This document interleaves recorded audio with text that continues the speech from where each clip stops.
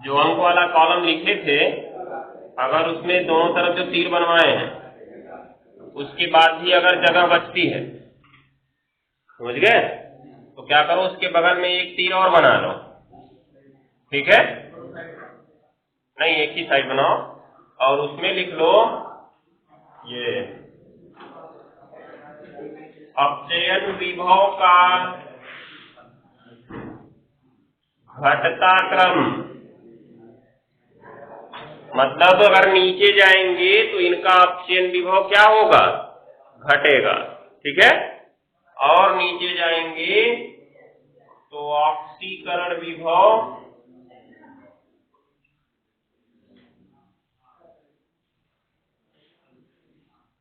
क्या होगा, बढ़ेगा।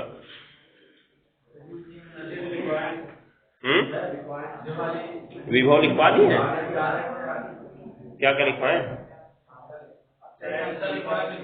औपचारिक क्षमता ऑक्सीकारक क्षमता है ना, ये विभव है।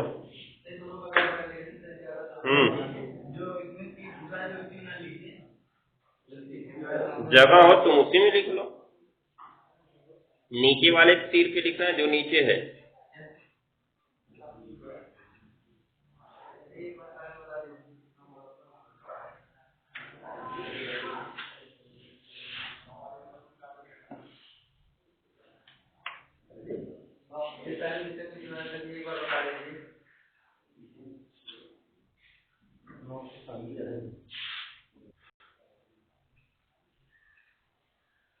इस क्रम को उल्टा कर लो, इसका बढ़ता क्रम बनाओ और इसका घटता क्रम बनाओ।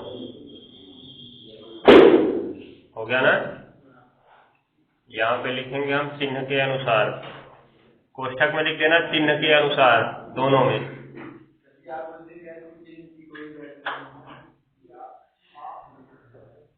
वही तो परेशानी हो गई यहाँ पे, अगर चिन्ह की वैल्यू छोड़ दें तो पता चला दोनों घटने लगेगा। ठीक है, अगर चिन्ह की वैल्यू छोड़ देंगे तो दोनों घटने लगेगा।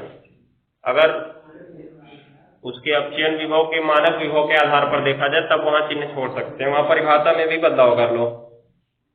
कहाँ लिखे उसमें परिभाषा, उस दिन वाली बताओ जो विद्युत रासायनिक श्रेणी है। गलत नहीं है, लेकिन थोड़ा सा हमको उल्टा लगेगा, क्योंकि अभी देखो अगर चिन्ह नहीं देखते हैं, अगर इसका घटता क्रम मानते हैं उसका बढ़ता क्रम मानते हैं, तो इस तरह से मान है ना कुछ, जैसे दो चार मानों का अध्ययन कर लेते हैं। -3 कितना 04, -2.92, फिर उसके बाद -2.37 ऐसे कुछ है ना, उसके बाद 00 है, फिर प्लस 0.34 है, 0.80 ऐसे कुछ है ना। तो अभी देखो अगर इनको देखते हैं तो अगर चिन्ह छोड़ दिया जाए, ठीक है, तो हम कहेंगे कि अपचयन विभव घट रहा है। ठीक है, घट रहा है, हो जाएगा। लेकिन अभी जब ऑक्सीकरण विभव की चर्चा करेंगे तो ऑक्सीकरण विभव के लिए भी चिन्ह छोड़ना पड़ेगा, और मान लो ये माइनस है तो ऑक्सीकरण विभव इसका क्या होगा, +3.04, इसका होगा +2.92 और इसका होगा +2.37। तो पता चला ये भी तो घट रहा है, दिखाई दे रहा है। हाँ, तो मान लो चिन्ह छोड़ ही देते हैं, ये चिन्ह छोड़ दिए दोनों का, अभी तो दोनों घट रहे हैं, दिखाई दे रहा है।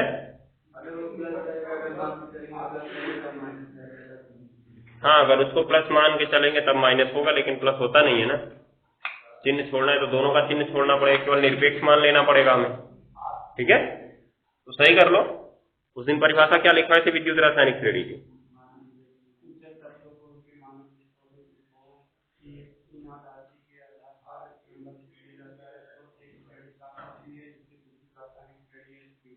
ठीक तो है, परिभाषा सही है, उसमें तो कोई घटना बढ़ना लिखवाया नहीं है। ठीक है, चलो यहाँ पे सही कर लो इसको, मानक अपचयन विभव का बढ़ता क्रम और ऑक्सीकरण विभव का घटता क्रम, किसके अनुसार, चिन्ह के अनुसार, याद रखे रहना, क्योंकि चिन्ह भी ध्यान देते हैं ना इनका। बीजगणितीय योग निकाला जाता है सेल निकालने के लिए, तो चिन्ह भी ध्यान देना होगा। अगर चिन्ह छोड़ दे तब ठीक है कि अपचयन विभव घटेगा, लेकिन अगर चिन्ह छोड़ेंगे तो चर्चा केवल एक ही की कर सकते हैं, या तो ऑक्सीकरण विभव की या तो अपचयन विभव के। अब ऐसा तो इसमें हम लिख नहीं सकते हैं कि चिन्ह छोड़ के दोनों को लिख दें कि अपचयन विभव का घटता क्रम, ऑक्सीकरण विभव का घटता क्रम, दोनों एक ही क्रम कैसे हो सकता है? नहीं हो सकता। अगर एक घट रहा है तो एक को क्या होना होगा? बढ़ना होगा। ठीक है, इसीलिए हम चिन्ह भी साथ में लेते हैं। चिन्ह भी देख लेना, और वैसे सवाल में दिया जाएगा तो चिन्ह के साथ दिया जाएगा। जैसे तुमसे ये कहा गया, देखो इसमें ए, बी, सी और डी 4 तत्व हैं और इनके विभव क्रमशः दिए गए हैं -1.54, -2.03, फिर +0.34, +0.80 हो गया ना। अब बोल दिया जाए इनको मानक अपचयन विभव के घटते क्रम, ये घटते क्रम में व्यवस्थित करो। मानक अपचयन विभव के घटते क्रम में व्यवस्थित करो। ये सब मानक अपचयन विभव दिया गया है। हो गया। तो घटते क्रम में कैसे व्यवस्थित करोगे? तुम अपने हिसाब से संख्या देखोगे तो इसमें घटता क्रम कौन सा होगा? सबसे बड़ा कौन है इसमें? +0.80 सबसे बड़ा है। ये पढ़ो तो 80 है ना, और ये 34 ही है। तो +0.80 सबसे बड़ा है, डी वाला। उससे छोटा कौन है? +0.34। तो ये हो गया सी, हो गया। उसके बाद कौन है? अब ए है, तब कौन है? बी है। तो पता चला अगर हम चिन्ह छोड़ के इसको देखते तब क्या होता? तब तो सबसे बड़ा ये वाला होता, बी वाला, उससे छोटा ए होता, दिखाई दे रहा है, और उसके बाद सी होता, तब कौन होता? नहीं, सी नहीं, डी, डी है ना। उसके बाद तब सी होता, दिख रहा है। अब अगर हमने इस मानक अपचयन विभव का घटता क्रम लिखा है ना, घटता क्रम, इसका मतलब हम नीचे से ऊपर जा रहे हैं, क्योंकि ऊपर से नीचे है तो बढ़ता क्रम है, दिख रहा है। इसका मतलब नीचे से ऊपर जा रहे हैं, अर्थात इनकी सक्रियता का कौन सा क्रम है? ये नीचे से ऊपर जाने पर सक्रियता का कौन सा क्रम बनता है? सक्रियता का बढ़ता क्रम बनता है। कौन सा बनता है जी? बढ़ता क्रम। दिखाई दे रहा है ना, ध्यान देना, सक्रियता का बढ़ता क्रम बन रहा है, अर्थात डी की सक्रियता सबसे कम। उसमें देखो तीर में लिखा है, ये हम नीचे से ऊपर जा रहे हो तो सक्रियता का बढ़ता क्रम है। जो नीचे से ऊपर तीर बनी उसके लिखवाया गया ना। तो ध्यान दिए रहो, क्या होगा यहाँ पे? ये सक्रियता का बढ़ता क्रम है, अर्थात इसमें जो डी की सक्रियता सबसे कम है, सी की उससे ज्यादा है, ए की उससे ज्यादा, और बी की क्या है? सबसे ज्यादा है। तो उस हिसाब से तो ये भी सक्रियता का बढ़ता क्रम होना चाहिए, क्योंकि इसको भी तो हमने माना है कि क्या? उसका घटता क्रम, मानक अपचयन विभव का घटता क्रम। माने कि नहीं माने? तो ये भी तो हमारा सक्रियता का घटता क्रम, ये बढ़ता क्रम होना चाहिए। तो ये सक्रियता का बढ़ता क्रम के अनुसार बी की कम है, ए की उससे ज्यादा, डी की उससे ज्यादा, सी की सबसे ज्यादा। ये तो कोई क्रम ही नहीं दिख रहा है इसके अनुसार, दिखाई दे रहा है। तो इसका मतलब ये वाला सही नहीं माना जाएगा, जो चिन्ह छोड़ने के बाद हम चर्चा करेंगे। तो याद रखे रहना, केवल हम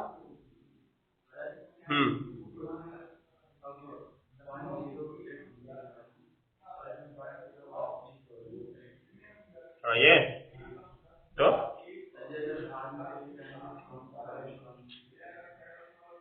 ये है 0.34 और ये है 0.80। बताओ कौन बड़ा है? अगर इनका दशमलव हटा दो तुम, कौन बड़ा दिखेगा तुम्हें? दशमलव हटाने के लिए 100 का गुणा कराएंगे दोनों में ना, कराएंगे कि नहीं कराएंगे? तो ये 80/100 हो जाएगा और ये 34/100 हो जाएगा। जब दो भिन्नों का हर समान होता है तो जिसका अंश बड़ा होता है वो भिन्न बड़ी होता है ना। जब दो भिन्नों का हर समान होता है तो जिसका अंश बड़ा होता है वो भिन्न क्या होती है? बड़ी होती है। इसका मतलब ऊपर वाला बड़ा है ना।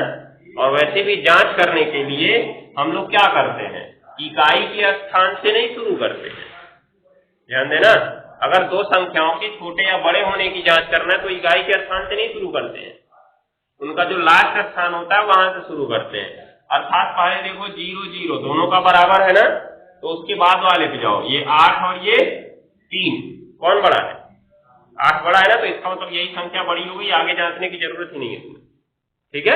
अभी जैसे मान लो ये 592 और 594 नापना है तुम्हें, नहीं 584 नापना है तुम्हें, ठीक है। तो अगर इकाई के स्थान से जांचना शुरू किए तो कहोगे इसमें 4 और 2 में 4 बड़ा है, इसका मतलब ये वाली संख्या बड़ी है। बड़ी है वो? नहीं बड़ी। जांचना है तो किधर से जांचोगे, इधर से। 5 5 समान है ना, आगे बढ़ो। 9 और 8 कौन बड़ा है, 9 बड़ा है ना, इसका मतलब ऊपर वाली संख्या बड़ी है। तो जांचने के लिए इधर से जांचते हैं, मिले इस साइड, इकाई के स्थान से नहीं, ध्यान दिए रहना, हो जाएगा। ऐसा ही दशमलव वाली संख्या में भी करते हैं। तीनों डस्टर वाले भाग गया बस।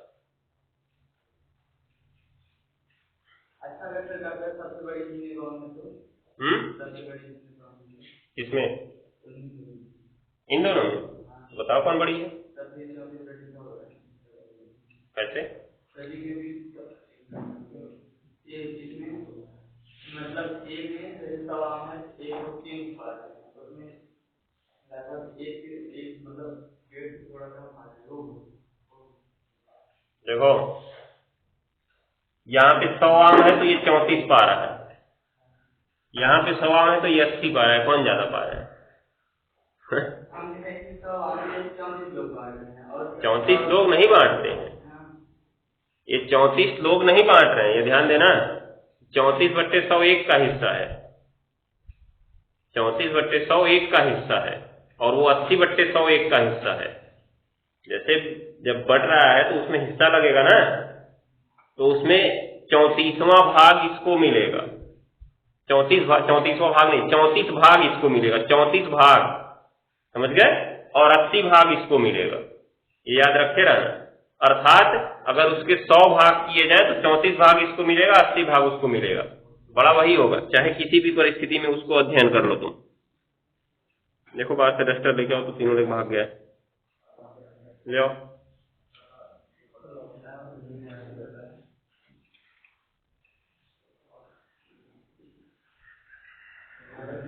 हो गया ना, तो ये चीज को ध्यान में रखो। वैसे इस पे ज्यादा सवाल पूछे जाने की संभावना नहीं है, क्योंकि इसमें तो तुमको सीधे सीधे दिख ही जाएगा क्रम, अगर पूछा भी तो, क्योंकि अगर अंक लिखा है तो पहचान ही जाओगे ना कौन बड़ा है कौन छोटा है, उसको आसानी से पहचान सकते हो, इसलिए वो नहीं पूछा जाएगा। पूछा जाएगा वही जो पीछे तीनों लिखवाए, या तो सक्रियता का बढ़ता क्रम, या तो घटता क्रम, या अपचायक क्षमता का बढ़ता क्रम या घटता क्रम, या ऑक्सीकारक क्षमता का बढ़ता क्रम या घटता क्रम। ठीक है, इनको याद रखना। अब जैसे तुम्हारा इसमें 4 चीजों को दिया है, ये सवाल बहुत पूछा जाता है, ए है, बी है, सी है और डी है। इनका दिया है 3.04, उसके बाद -0.76 प्लस 0.80 प्लस 3.5, उसके बाद -2.4। हो गया ना, बोल दिया इनको सक्रियता के घटते क्रम में व्यवस्थित करो। ये सवाल बहुत ज्यादा पूछा जाता है, याद रखे रहना, और ऑप्शनल में पूछा जाता है। दे देगा कि ABCD के मानक अपचयन विभव क्रमशः इतने इतने इतने हैं, मानक अपचयन विभव याद रखे रहो। कौन सा मानक अपचयन विभव, सवाल बदल दिया तो फंस जाओगे। हमारी जो श्रेणी बनी हुई है, श्रेणी की जितनी तीर काम कर रही है, सब इसी E0 RP पे काम कर रही है। ठीक है, इसलिए सवाल को जल्दी जल्दी मत पढ़ना, ध्यान से पढ़ना। सवाल का दिया अगर कि E0 OP क्रमशः दिया गया है, और वही जो लगाए रहे कि घटते क्रम में व्यवस्थित कर दो काम हो जाएगा, नहीं होगा ऐसा, तब उसको पहले E0 RP में बदलना पड़ेगा। समझ गए? तो अभी देखो क्या करोगे, यहाँ पे E0 RP डायरेक्ट दिया गया है, सक्रियता का घटता क्रम लिखना है। कौन सा क्रम लिखना है जी? सक्रियता का घटता क्रम। तो सक्रियता कब घट रही है? जब हम नीचे की ओर जा रहे हैं। किधर जा रहे हैं? नीचे की ओर। नीचे की ओर जाने पर इसका घटता क्रम है। अब हम कैसे पता करें कि कब नीचे की ओर जा रहे हैं? इसमें सबसे ऊपर कौन आता है?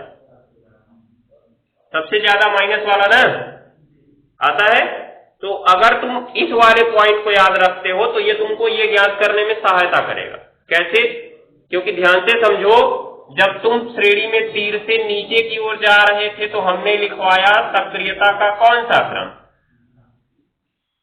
घटता क्रम, नीचे की ओर सक्रियता का घटता क्रम। ठीक उसी समय अपचयन विभव का कौन सा क्रम है? बढ़ता क्रम है। इसका मतलब अगर हम तीर से नीचे की ओर जाएं तो सक्रियता का घटता क्रम हो रहा है और अपचयन विभव अर्थात ई नॉट आरपी का कौन सा क्रम हो रहा है जी? बढ़ता क्रम हो रहा है। दिखाई दे रहा है? तो अगर हम सक्रियता का घटता क्रम लिखना चाहते हैं तो उसकी जगह पे ई नॉट आरपी का बढ़ता क्रम लिख दे, तब भी कोई गलती है क्या? दोनों तो एक ही चीज को इंडिकेट कर रहे हैं कि तीर नीचे की ओर जा रही है, तीर नीचे की ओर जा रही है, इसका मतलब सक्रियता घट रही है, अपचयन विभव क्या हो रहा है? बढ़ रहा है। सक्रियता घट रही है, अपचयन विभव क्या हो रहा है? बढ़ रहा है। तो अगर हम सक्रियता का घटता क्रम लिखना चाहते हैं तो उसके लिए हमको श्रेणी में अंकों को याद रखना पड़ेगा कि सबसे ऊपर सबसे ज्यादा माइनस वाला होता है, उससे नीचे उससे कम माइनस वाला होता है, ऐसा होता है, उसको याद करना पड़ेगा। लेकिन अगर तुम इस दो पॉइंट को इनके साथ मिला के याद कर लेते हो तो फायदे में रहोगे। क्यों? क्योंकि तुम्हारी श्रेणी ई नॉट आरपी के आधार पर बनी है और नीचे जाने पर ई नॉट आरपी का कौन सा क्रम होता है? बढ़ता क्रम। अब हमने कहा तुम इसमें ई नॉट आरपी का बढ़ता क्रम लिख दो। किसका क्रम लिख दो जी? ई नॉट आरपी का बढ़ता क्रम। अब तुम्हें बिना सोचे समझे इसमें से पता चल गया होगा कि बढ़ता क्रम लिखना है अर्थात जो सबसे छोटा है सबसे पहले, जो उससे बड़ा उसके बाद, जो उससे बड़ा उसके बाद, जो सबसे बड़ा सबसे बाद। हो गया कि नहीं हो गया?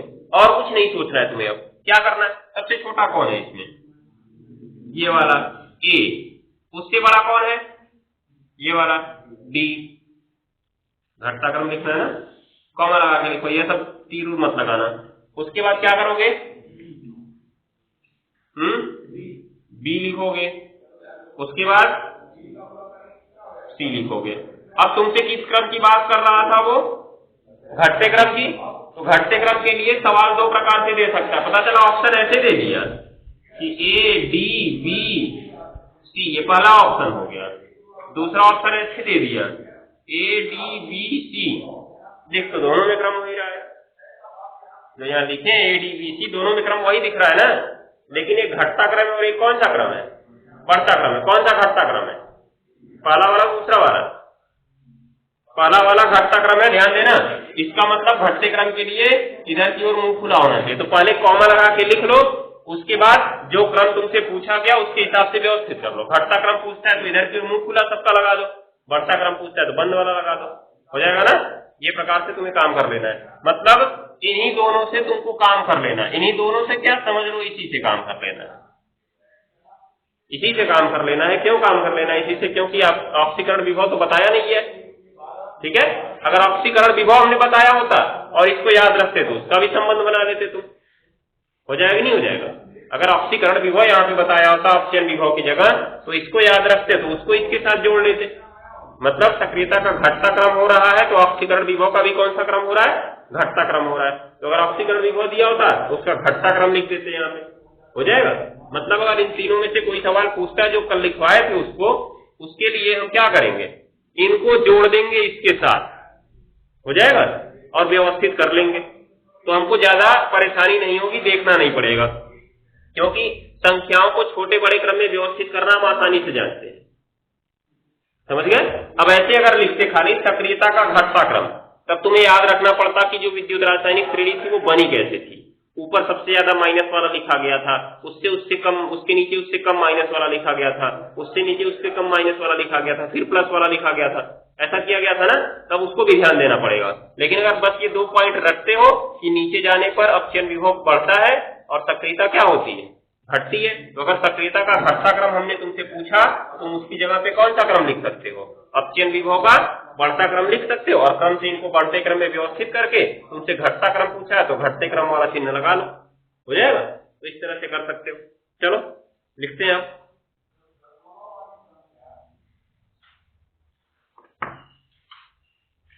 धातुओं के भी विद्युत रासायनिक श्रेणी बनवाते हैं।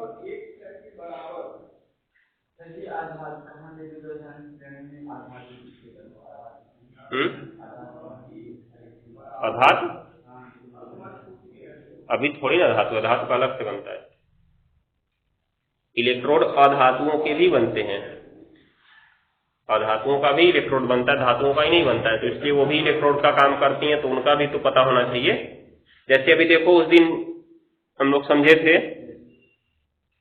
विद्युत अपघटन में NaCl के गलित विलयन का जब विद्युत अपघटन कर रहे थे, सवाल बोला था हमने कि NaCl के गलित विलयन का विद्युत अपघटन करने पर कैथोड पर सोडियम मिलता है और एनोड पर Cl2 गैस मिलती है। लेकिन जब NaCl के जलीय विलयन का करते हैं तो एनोड पर Cl2 गैस तो मिलता है, परंतु कैथोड पर कौन सा, सोडियम न मिलकर H2 गैस मिलता है, H2 गैस। तो ऐसा किस लिए हुआ था? वहां पे हमने विसर्जन विभव की चर्चा की थी और ऑक्सीकरण विभव की चर्चा की थी, ये थे ना। तो वहां पे H2 जो था OH- से बना हुआ था, OH- नहीं, H3O+ से बना हुआ था। तो उसका हमको पता होना चाहिए कि H3O+ का जो विभव होता है वो कितना होता है और सोडियम का विभव होता है वो कितना होता है। तो उसके विभव के आधार पर कहीं कहीं विसर्जन के लिए अधातुओं की भी जरूरत पड़ जाती है, तो इसीलिए अधातुओं का भी क्रम पता होना आवश्यक है, लेकिन इतना इंपॉर्टेंट यहाँ पे नहीं है। सवाल वहां पे पढ़ लिए, यहाँ पे अधातुओं का नहीं लिख पाते, छोड़ो जाने दो। हेडिंग देखो, विद्युत रासायनिक श्रेणी के अनुप्रयोग। टाइम बर्बाद करने को मतलब नहीं है, उस पर पूछा नहीं जाएगा ये सब। जरूरी था तुम्हारा धातुओं वाला, उसको तैयार किए रहो।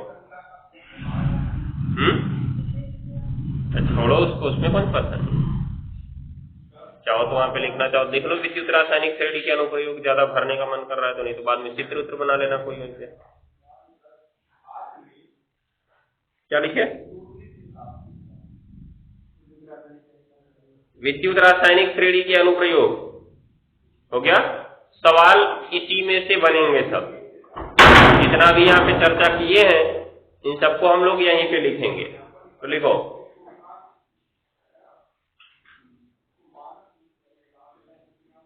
पहला नंबर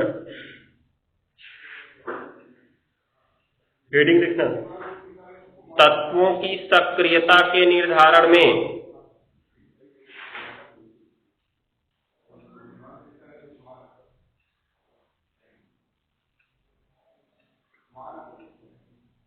तत्वों की सक्रियता के निर्धारण में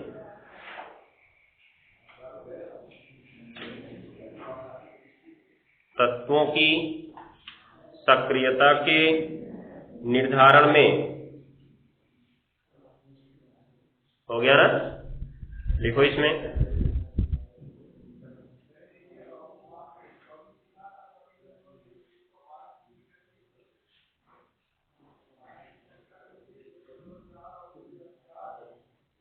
देखो चूंकि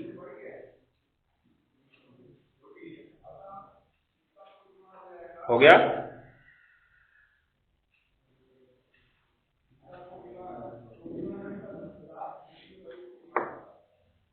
धातुओं की सक्रियता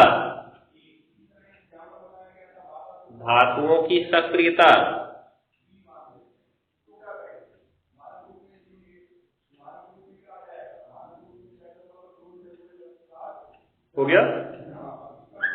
धातुओं की सक्रियता उनके द्वारा इलेक्ट्रॉन त्याग कर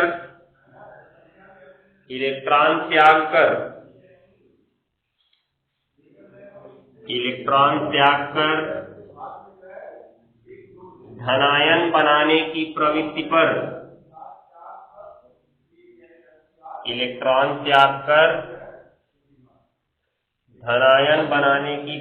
पर धनायन बनाने की प्रवृत्ति पर निर्भर करती है।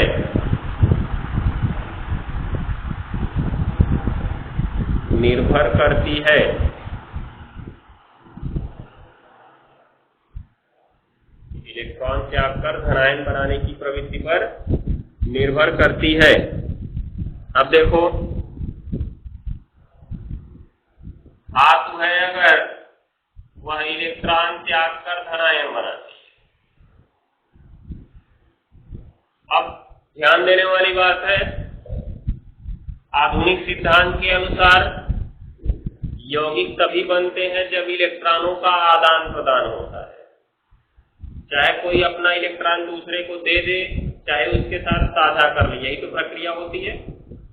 आधुनिक सिद्धांत में यौगिकों को कितने भागों में बांटा गया है? 3 भागों में, आयनिक यौगिक, उसके बाद सहसंयोजी यौगिक और उपसहसंयोजी यौगिक। ठीक है, तीनों में इलेक्ट्रॉनों का योगदान होता है।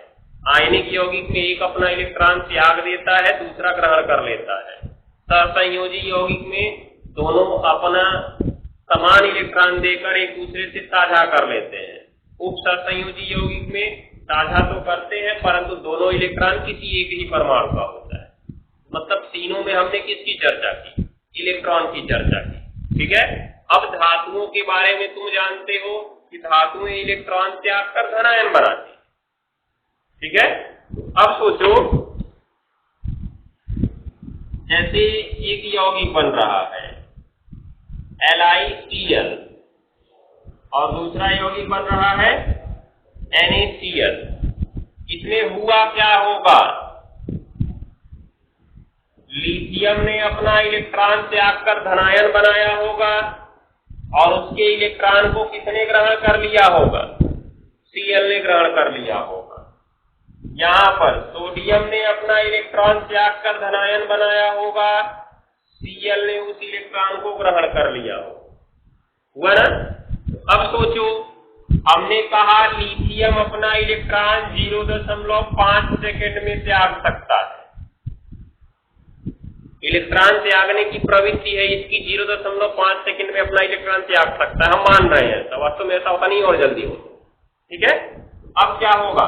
और हमने यहाँ पे सोडियम, क्योंकि जब हमने विद्युत रासायनिक श्रेणी पढ़ी थी तो ऊपर लिथियम था, उसके नीचे सोडियम था ना, अर्थात सोडियम थोड़ा देर से त्यागेगा, तो हम कह रहे हैं ये 2 सेकेंड में त्याग रहा है। तो अब बताओ LiCl जल्दी बनेगा कि NaCl जल्दी बनेगा? Cl तो इलेक्ट्रॉन ग्रहण करने के लिए तैयार बैठा है, जैसे मिला वो ग्रहण कर लेगा। ठीक है, तो कब जल्दी बनेगा? LiCl जल्दी बनेगा कि NaCl जल्दी बनेगा? LiCl जल्दी बनेगा। क्यों जी? क्योंकि LiCl का एक अणु बनने में 0.5 सेकेंड का टाइम लगेगा। क्यों? क्योंकि Li ने अपना इलेक्ट्रॉन कितने सेकेंड में त्याग दिया है? 0.5 सेकेंड में ही त्याग दिया। जैसे त्यागा उसने, Cl ने उसको ग्रहण कर लिया, एक पे धनावेश आ गया, एक पे ऋणावेश आ गया, धनावेश ऋणावेश पास आके चिपक गए, कौन बन गया? LiCl बन गया। ठीक है, लेकिन सोडियम को अपना इलेक्ट्रॉन त्यागने में कितने सेकंड लग रहे हैं? 2 सेकंड। अर्थात जब 2 सेकंड होगा तब ये अपना एक इलेक्ट्रॉन त्यागेगा और Cl उसको ग्रहण करेगा, तब दोनों पास आके क्या बनाएंगे? NaCl बनाएंगे। तो अब सोचो, LiCl बन रहा है 0.5 सेकंड में, NaCl बन रहा है 2 सेकंड में। तो किसकी क्रियाशीलता अधिक मानी जाएगी?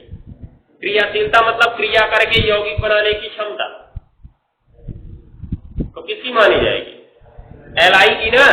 Li ने जल्दी से LiCl बनाया और सोडियम ने देर से NaCl बनाया। इसका मतलब क्या हुआ? Li की क्षमता इसमें अधिक है, इसलिए Li की क्रियाशीलता क्या है? अधिक हो जाएगा। तो ये चीज को ध्यान में रखना है। तो इसमें क्या कहा गया कि धातुओं की सक्रियता उनके द्वारा इलेक्ट्रॉन त्याग कर धनायन बनाने की प्रवृत्ति पर निर्भर करती है।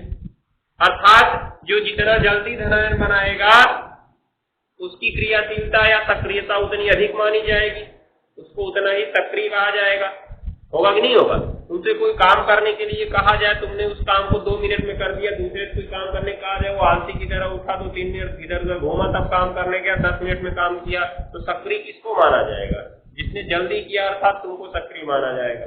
होगा कि नहीं ऐसा? तो ये जितना जल्दी धनायन बनाएगा उतना ही सक्रिय माना जाएगा। अब क्या होता है? जिनका मानक ऑक्सीकरण विभव सबसे ज्यादा पॉजिटिव होगा, मानक ऑक्सीकरण विभव सबसे ज्यादा पॉजिटिव होगा, उनका ऑक्सीकरण करने की क्षमता भी उतनी ही अधिक होगी। एक मिनट, उनका ऑक्सीकरण भी उतना जल्दी होगा, ऑक्सीकरण करने की क्षमता नहीं, उनका ऑक्सीकरण भी उतना जल्दी होगा, क्योंकि धातुओं का ऑक्सीकरण होगा कि अपचयन होगा? ये अपचयन है, ये ऑक्सीकरण है, धातुओं का ऑक्सीकरण होता है। तो जिनका मानक ऑक्सीकरण विभव जितना पॉजिटिव होगा, उनका ऑक्सीकरण उतना जल्दी होगा, अर्थात वह अधिक क्रियाशील होंगी। तो हमारी श्रेणी तो ऑक्सीकरण विभव के आधार पर बनी नहीं है। हमारी श्रेणी किसके आधार पर बनी है? अपचयन विभव के आधार पर बनी है। तो अगर इसको अपचयन विभव के आधार पे हम कहना चाहें तो हम कहेंगे देखो, अगर ईओपी जितना ज्यादा पॉजिटिव होगा, ईआरपी उतना ही ज्यादा निगेटिव होगा। क्यों जी? क्योंकि अगर देखो एलआई का ईओपी प्लस 3.04 है तो इसका इनॉट आरपी कितना होगा? माइनस 3.04। अर्थात इसका जितना ज्यादा पॉजिटिव उसका उतना ही ज्यादा निगेटिव होगा कि नहीं होगा? तो हम कहें कि जिस धातु का मानक ऑक्सीकरण विभव जितना अधिक धनात्मक होता है वह उतनी ही अधिक क्रियाशील होती है। अर्थात जिस धातु का मानक अपचयन विभव सबसे ज्यादा ऋणात्मक होता है उसकी क्रियाशीलता उतनी ही अधिक होती है। तो जब तुम अपनी विद्युत रासायनिक श्रेणी की चर्चा करोगे उसमें जाके देखोगे तो उसमें सबसे ज्यादा ऋणात्मक किसका है? उसमें देखोगे विद्युत रासायनिक श्रेणी में सबके आगे अंक लिखवाया ना, तो सबसे ज्यादा माइनस किसके सामने लगा हुआ है? लिथियम के सामने लगा हुआ है। इसका मतलब उसकी क्रियाशीलता क्या होगी? सबसे अधिक होगी। हो जाएगा। और जैसे जैसे उसके नीचे आते जाएंगे क्रियाशीलता क्या होती जाएगी? कम होती जाएगी। वही हमने तीर पे लिखवाया था, कौन सा क्रम? सक्रियता का घटता क्रम। हो जाएगा। तो यहाँ वही हमको विस्तार से पढ़ना है और उसके बाद एक दो एग्जाम्पल भी देखना है। वहां पे तो खाली तीर बना के लिखवा दिए थे। अब यहाँ पे एक दो एग्जाम्पल देखते हैं कि अगर कुछ हमको दे दिया जाए, जैसे एबीसीडी वाला बताए, उनको सक्रियता के घटते क्रम में या बढ़ते क्रम में कैसे व्यवस्थित करेंगे। हो जाएगा। तो लिखो इसमें, लिखो क्या लिखे जी?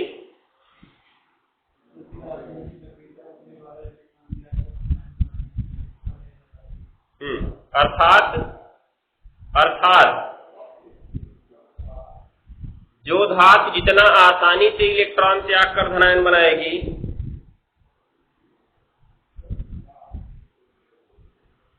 अर्थात जो धातु जितना आसानी से इलेक्ट्रॉन त्याग कर धनायन बनाएगी,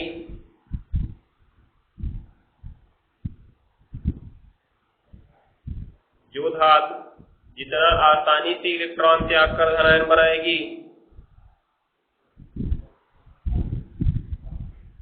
जो धातु जितना आसानी से इलेक्ट्रॉन त्याग कर धनायन बनाएगी उसकी क्रियाशीलता उतनी ही अधिक होगी। उसकी क्रियाशीलता उतनी ही अधिक होगी।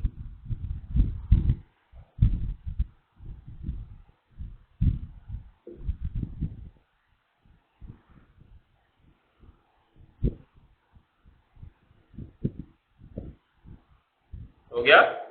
और उसका ऑक्सीकरण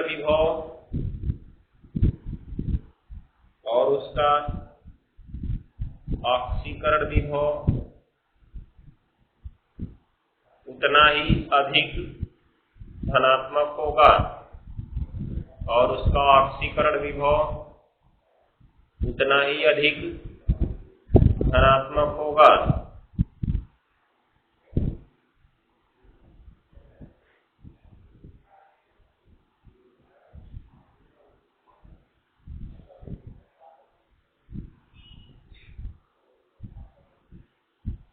हो गया ना?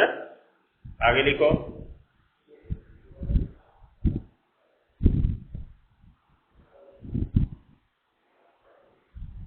काली पेन से लिखना। अतः हम कह सकते हैं कि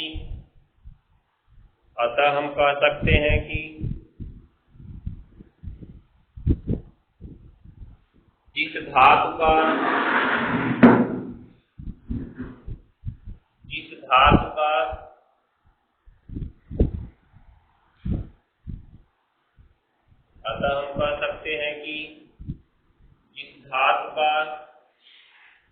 हो गया मानक ऑक्सीकरण विभव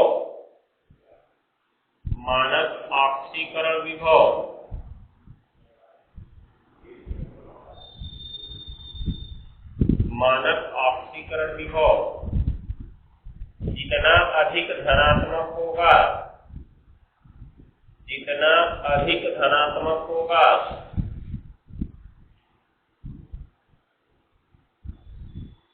जितना अधिक धनात्मक होगा उसकी क्रियाशीलता उतनी ही अधिक होगी।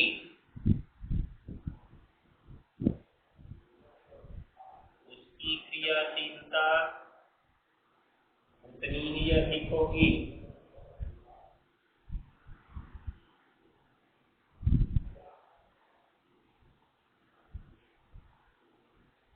हो गया? उसकी क्रियाशीलता उतनी ही अधिक होगी। इसी प्रकार लाइन छोड़ के नीचे लिखना। इसी प्रकार जिस धातु का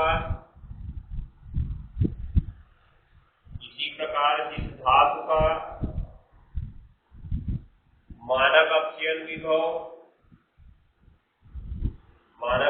विभव कोष्टक में लिखना E नॉट आरपी हो गया। जितना अधिक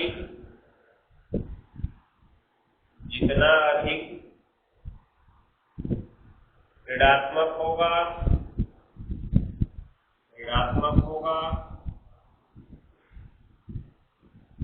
उसकी क्रियाशीलता उतनी ही अधिक होगी।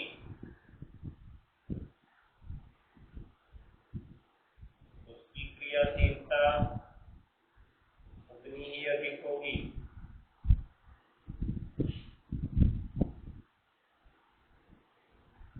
हो गया? ये चीज को ध्यान में रखना है। अब कुछ सवाल देखा जाए। ये दो चीज याद रखो, जिसका मानक अपचयन विभव अधिक धनात्मक होगा उसकी क्रियाशीलता उतनी अधिक होगी, और जिसका मानक अपचयन विभव अधिक ऋणात्मक होगा उसकी भी क्रियाशीलता क्या होगी? अधिक होगी। मतलब दोनों अधिक होना चाहिए। ऑक्सीकरण विभव है तो अधिक धनात्मक होना चाहिए, अपचयन विभव है तो अधिक ऋणात्मक होना चाहिए। नीचे एक इंडिकेट पॉइंट लिख सकते हो, क्योंकि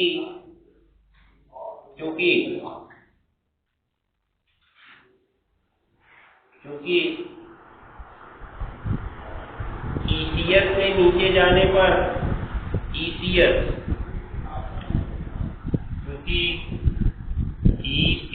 इलेक्ट्रोकेमिकल सीरीज में नीचे जाने पर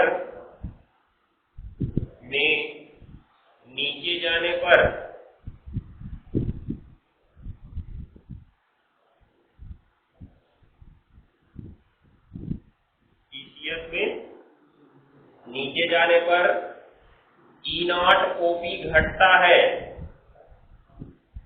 E नॉट OP घटता है।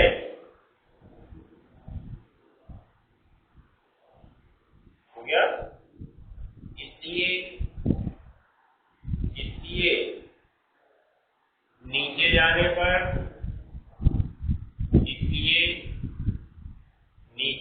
पर धातुओं की सक्रियता घटेगी। इसलिए नीचे जाने पर धातुओं की सक्रियता घटेगी।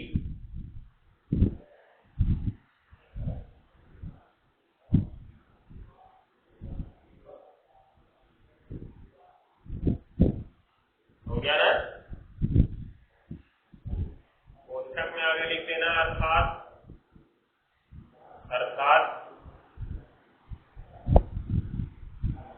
हो गया? काली पेन से लिखना अर्थात E नॉट OP का घटता क्रम,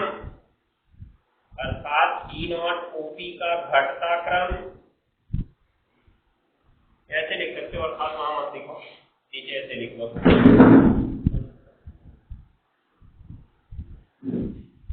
ये इस तरह से लिखो, सही रहेगा। जो सक्रियता का घटता क्रम बराबर E नॉट OP का घटता क्रम या E नॉट RP का बढ़ता क्रम। ये चीज को याद रखना है तुम्हें। मतलब अगर सक्रियता का घटता क्रम लिखना है तो ई नॉट ओपी का घटता क्रम लिख दो, चाहे ई नॉट आरपी का बढ़ता क्रम लिख दो। सवाल में यही दो चीजें दी जाएंगी, या तो ई नॉट ओपी दिया जाएगा या तो ई नॉट आरपी दिया जाएगा। और उनको अगर सक्रियता के घटते क्रम में व्यवस्थित करने को बोला तो अगर ई नॉट ओपी दिया है तो उसका घटता क्रम लिख दो, ई नॉट आरपी दिया है तो उसका बढ़ता क्रम लिख दो, हो जाएगा। इस प्रकार से तुमको किसका घटता क्रम प्राप्त हो जाएगा? सक्रियता का घटता क्रम प्राप्त हो जाएगा। अगर यही सक्रियता का तुमसे बढ़ता क्रम पूछ लिया, बढ़ता क्रम, तो ठीक इसका क्या कर दोगे? उल्टा कर दोगे। अर्थात इसी प्रकार सक्रियता का कौन सा क्रम? बढ़ता क्रम बराबर क्या हो जाएगा जी? तब ई नॉट ओपी का बढ़ता क्रम या ई नॉट आरपी का घटता क्रम। बस यही तुम रटे रहो, उसके बाद इसी को देख के लिख देना, काम हो जाएगा तुम्हारा। हो जाएगा ना? तो नोट कर लो इसको। तब एक सवाल बोलते हैं, उसको करके दिखाओ हमको जल्दी से।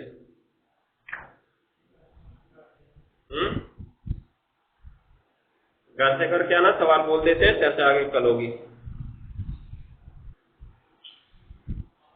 अभी देखो, जैसे तुम्हारा सक्रियता का घटता क्रम था तो अपचायक क्षमता का भी कौन सा क्रम था? घटता क्रम था ना। सक्रियता का घटता क्रम था तो अपचायक क्षमता का घटता क्रम था। तो अगर तुमसे अपचायक क्षमता का घटता क्रम पूछा, इसका मतलब सक्रियता का घटता क्रम लिखना है। इसका मतलब ई नॉट ओपी का घटता क्रम लिखना है या ई नॉट आरपी का बढ़ता क्रम लिखना है। लिखना है, नहीं लिखना है? बस याद तुम एक ही करो और इसका वाला संबंध बाकी उन तीन के साथ याद रखो। सक्रियता का घटता क्रम मतलब आपतिकारक क्षमता का बढ़ता क्रम था। इसका मतलब अगर तुमसे सवाल में आपतिकारक क्षमता का बढ़ता क्रम पूछा तो समझ जाओ कि हमको कौन सा क्रम लिखना है? सक्रियता का घटता क्रम लिखना है। सक्रियता का घटता क्रम लिखना है, इसका मतलब ई नॉट ओपी का घटता क्रम लिखना है, चाहे ई नॉट आरपी का बढ़ता क्रम लिखना है। इस प्रकार से संबंध बना लेते हो तो सवाल इस टाइप का कोई भी पूछा गया तो उसको कर सकते हो। हो जाएगा? तो एक सवाल लिखो घर के लिए।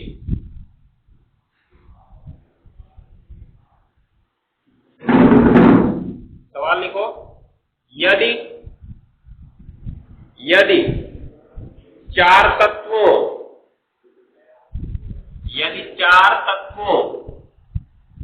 ए बी सी तथा डी, चार तत्वों ए बी सी तथा डी, ए बी सी तथा डी के ई नॉट आरपी क्रमशः ई नॉट आरपी क्रमशः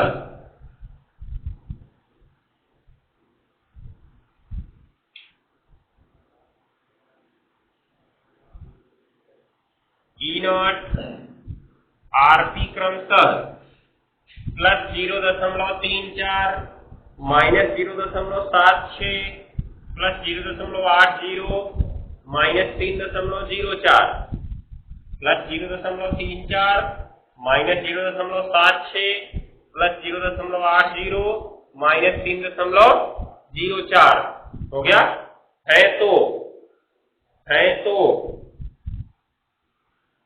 तो इन्हें सक्रियता के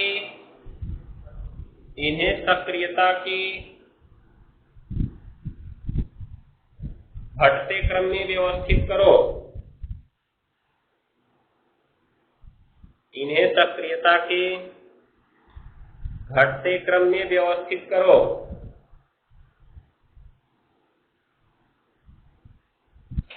हो गया ना? ये चीज को ध्यान में रखना है। दूसरा एक क्वेश्चन लिख लो, यदि चार तत्वों एबीसीडी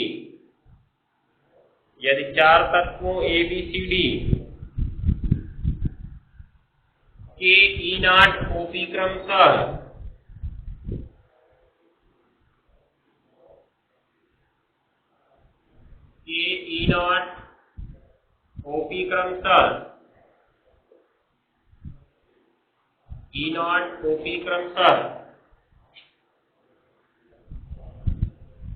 हो गया, प्लस 0.76 -0.34 -0.34 प्लस 2.92 हो गया, तथा -1.5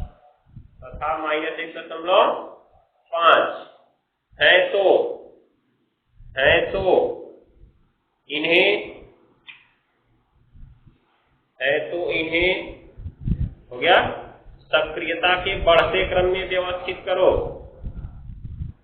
है तो इन्हें सक्रियता के बढ़ते क्रम में व्यवस्थित करो।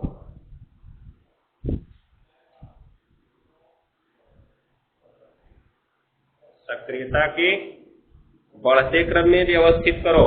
हो गया ना? करके आओ, बाकी चीजें कल देखेंगे अब।